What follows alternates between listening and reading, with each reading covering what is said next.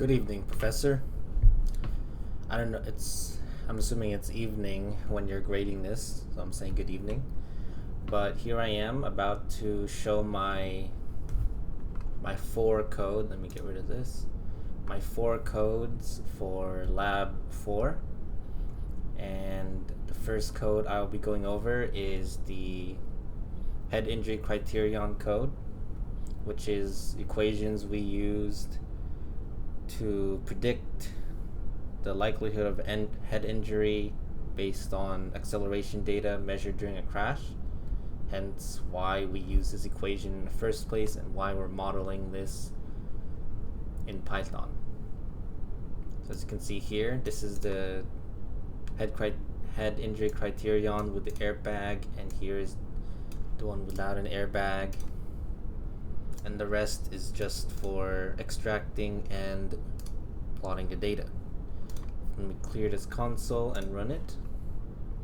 So as you can see here, this is the head injury criterion with the airbag and the head injury criterion without the airbag. It's a lot more smooth here, while over here it's how do I say, the acceleration is steeper, hence larger risk of injury. Now we will move on to the next code, which is simulating the inflow and outflow rate of patients in a hospital. These are the three constant variables for the ERU and ICU. This is the inflow rate of the patients, and this is where the outflow rate, the overflow conditions are located. So if we run this,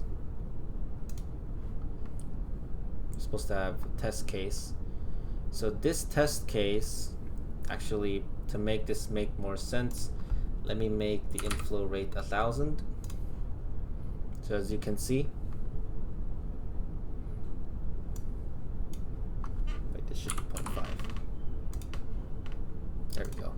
So as you can see, the saturation of the ERU and ICU is around 30. Well, 50 patients for the ERU and 30 patients for the ICU are the saturation levels. And the way we change the number of patients is changing the inflow. One of them is changing the inflow rate. So if we change the inflow rate to 1, which is 1 patient, we would have neither ERU and the ICUs as saturated. And if we were to change it to, let's say, actually let's keep it at 1 for now. Let's say we want to make ERU saturated while the ICU is not saturated. We would simply have to put inflow rate as 10 and the rate going out of the ERU to ICU is 0.1. And here you'll see the ERU is saturated while the ICU is not.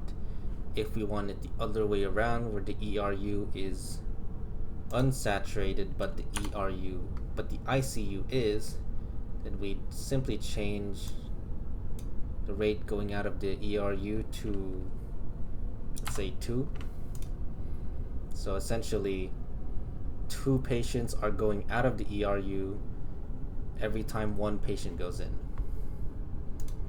So we can change that, and as you can see here, ERU stays around 6, which is not saturation since the level it's saturated at is 50, while the ICU is saturated at 30, which we've seen before. If we change the inflow to 10, changes back to like 5. Saturation region for both is 50 and 30. So here I've demonstrated 3 test cases. The 4 test cases, both saturated, neither are saturated. Yeah, neither are saturated, only the ERU is saturated and only the ICU is saturated. So those are my test cases for this program. Now for the RLC, I'm supposed to have 3 loops for an LRC circuit, and this is exactly what I did. And to simplify the calculation, I simply had all of the inductors, resistors, and capacitors to have the same value. Now if we run the circuit, we're gonna print the information regarding the circuit itself as well as the transfer function.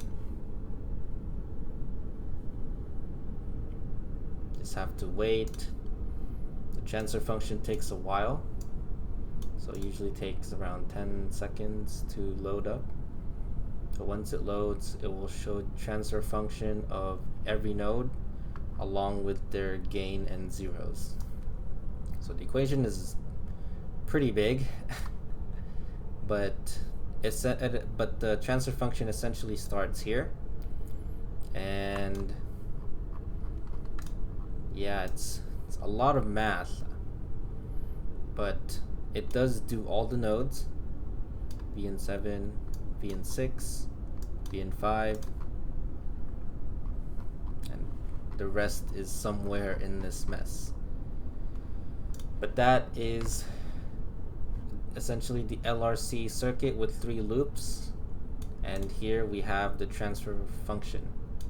So that concludes this code, and now we will go on to the numbers game. And in this game, I've made various changes that, well, keeps track of the amount of tries. Actually, it'll be easier to just show what I've changed. So here you can see the number of tries. If I click 1 and 2, nothing happens, but if I click away, try 2, try 3, try 2, and then try 3. So whenever it runs out of tries, the game stops. But there's a timer here that keeps track of time. And there's a different number of dots for each set. I know I'm supposed to have different sets of dots, and I also know that I'm supposed to add more dots, and so I just added 1 to show that I can add more dots. 1, 2, 3, 4. Where is 4? I think it's here. Perfect. 5, 6, 7, 8, 9. So once I click 11, another function I also added is, well, level. So every time I finish 3 rounds of this, it will increase my level from the current number to the next one. Level 1 to level 2 will be next. So click that. That's what happens.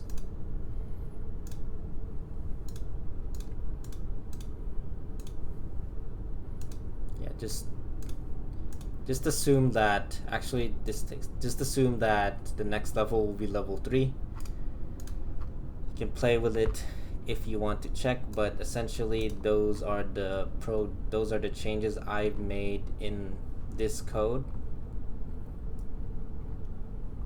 And yeah, that is my presentation and proof for my lab 4. I hope you can hear me clearly, and good luck on the rest of your grading, Professor. Thank you.